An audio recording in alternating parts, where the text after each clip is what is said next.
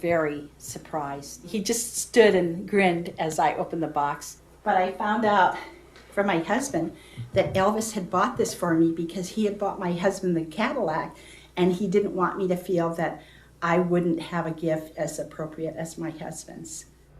When I first saw him, he was looking in the window of a store down on Beale Street. I invited him into the store, and I showed him around, showed him what was happening. I said, "Sir, I don't have no money right now." He said, "But when I get rich, I'll buy you out." I said, "Do me a favor, don't buy me, I'll just buy from me." And he cut a couple of records, all at once. Come back, he's Mr. Lansky. He said, "I got to have some real sharp clothes, I'm going on television." The first one that ever put a flip collar on Elvis was me. And from then, he liked it. He had that ducktail hair back. When I pulled it up, blew his mind. And from then on, that's what he started wearing. He thinking I am very looking terrible. So he gave to me a leather jacket and then many different clothing. I'm not good dresser. He bought lots of clothing for me. About every 6 months, he'd give his clothes away. And to a few of the guys that were closer to his size, like Jerry Schilling and a few others, we got his jackets. And I'm about maybe 2 inches, 3 inches taller than Elvis. So he gave me shirts, and everything was just a little too short. And I tried to make it fit, and it just, you know. I've got one of his jackets. I guess I could get $50,000 for it. I've got one of his jackets that he wore in, let's see, 55. Get the little black velvet collar. He had a great heart, and if he had anything that, if you complimented the shirt he had on, well, he'd almost take it off and give it to you. That's just the way he was.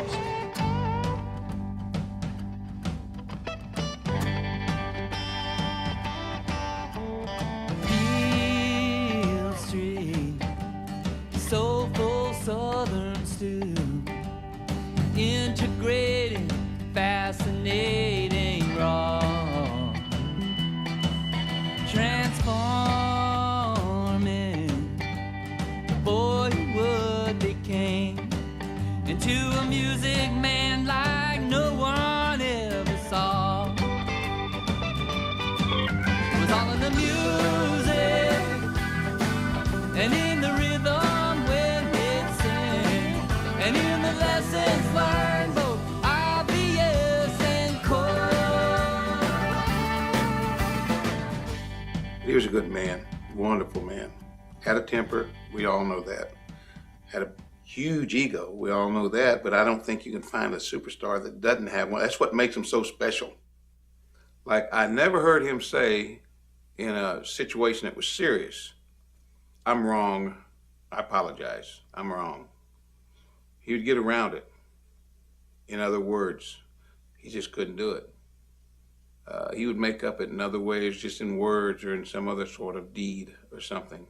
Say something to you to let you know that what happened yesterday or the day before, it's over and it's done and it's gone, and I didn't mean to do it. As the ring was in midair, before it even came down, before he even saw who got the ring, he turned and walked off stage.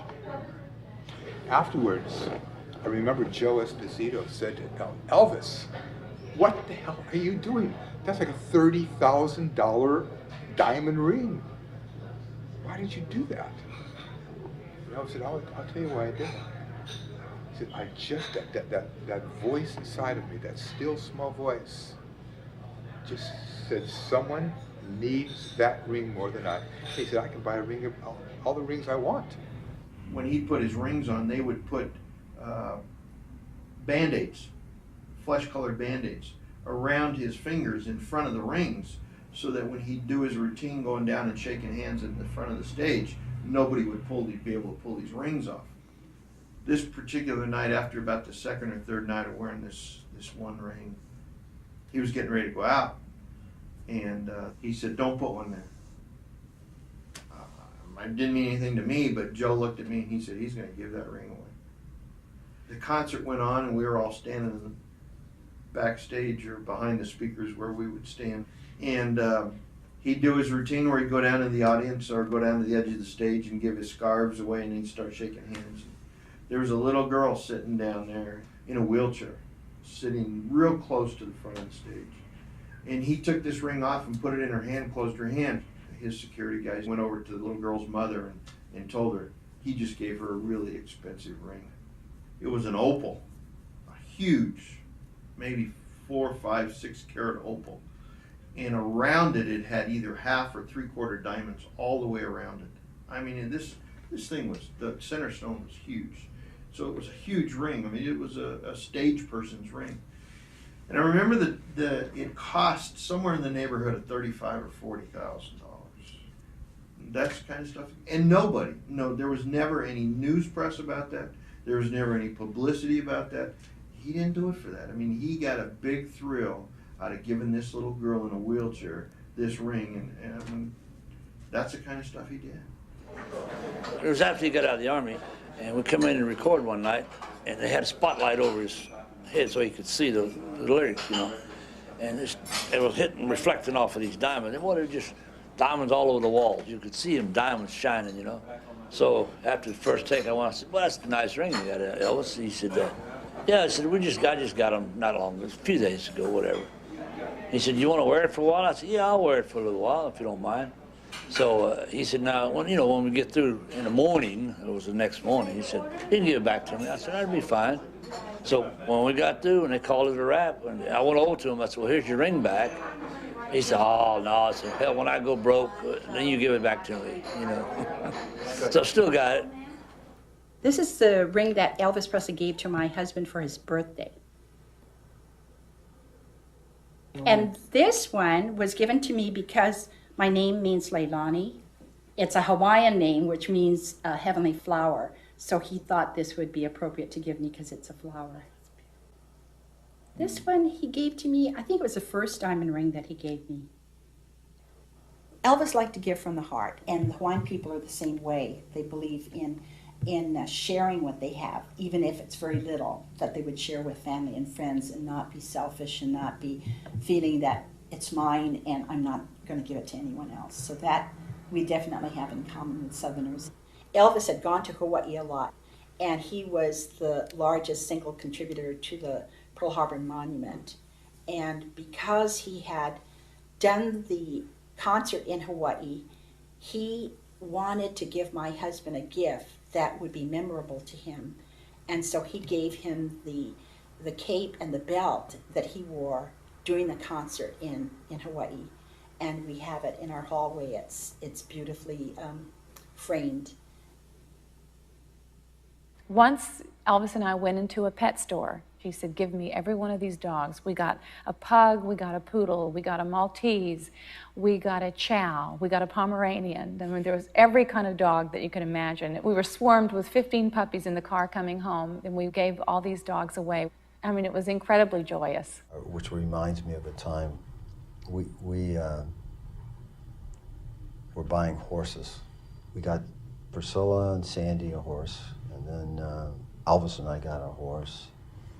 And then he wanted to give the rest of the guys a horse, and then their wives a horse. And we wound up with about 48 horses at Graceland, which wasn't big enough for that.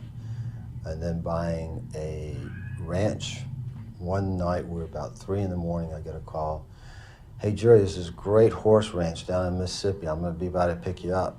And we go down to Mississippi. There's this beautiful green pasture, a big white cross, and 160 acres. I'm riding horses again at 4 in the morning. The Circucci Ranch, yeah. And Elvis wound up buying that. Our friendship goes beyond anything material that he ever gave. And over the years, I received cars and rings and watches. And I remember one time, he said to me, come on, I got a surprise for everyone. Okay. Walk outside, and there was a huge truck. And on the truck were about 12 brand new Harley Davidsons. And Elvis said to everyone, all right, y'all, everyone just pick out the one you want. This is my gift to you. Outside the gates, there were tons of people. They were taking pictures, and people were screaming at Elvis, hi Elvis, I come over here and I love you. There was this young kid who was leaning against the gate. And we walked over to this kid, and Elvis said, those are nice bikes, aren't they? Well, the kid was frozen. Elvis Presley actually walked up and said something to him. Elvis said, would you like to have a bike? I want you to go take a bike for yourself. This is my gift to you, son. I want you to have a bike. The kid got a bike. Elvis and I walked away and he said, man, when I saw the look in his eyes. He offered me $50,000. I'm trying to refuse that $50,000. Holding my hand, he told me that if I spending $1 million each day, and still I cannot spend my money, so you do not have to worry about this money, just to go keep it and then using that developing Memphis karate, martial art. And entire bodyguard, they approaching me, Master Conray, Elvis really mean it. Why don't you take it, that the $50,000 check? Elvis Presley is the biggest influence in my life. He's the most generous person, a giving person, loving person. As a martial artist, and he's the true master. Elvis really derived more pleasure from giving than from receiving. In fact, it embarrassed him, and he just felt like, I have everything, please don't give me anything. So he was extraordinarily generous to a fault at times. There were times that, when people took advantage of his generosity, but it didn't seem to bother him. People would try sometime to rain on Elvis's parade, and that used to irritate me a whole lot. When he'd do something, why'd you give them that? He said, because I wanted to. And I'm thinking, why are you asking him? In my mind, I'm thinking, why are you asking him why he gave somebody something? Elvis liked to give from the heart, and he didn't want to feel that he had to give things to people or that they were going to demand it or expect it. He wanted to do it because he wanted to do it, and he wanted to give it to whom he wanted to give. He was also a smart man. He could perceive when people, after a point, in the beginning he might not be so aware of someone taking advantage of him, but it didn't take him long to catch on. And once he did, he knew where to draw the line. But there were some jealous guys in that outfit. Not a bunch of them, but 2 or 3 that were not going to be left out when Elvis started giving away things. I mean, they would fly from another city to be there while he was doing the giving so they could get it. They would bring it up to him and say, where's mine? And at the time, it just unfolded so genuinely and so easily and so readily that there was never a lot of fanfare, never any publicity. He didn't do it for any kind of self-aggrandizement. He didn't do it for any kind of accolades. He did it because he was generous of spirit and generous of heart, and he derived great joy.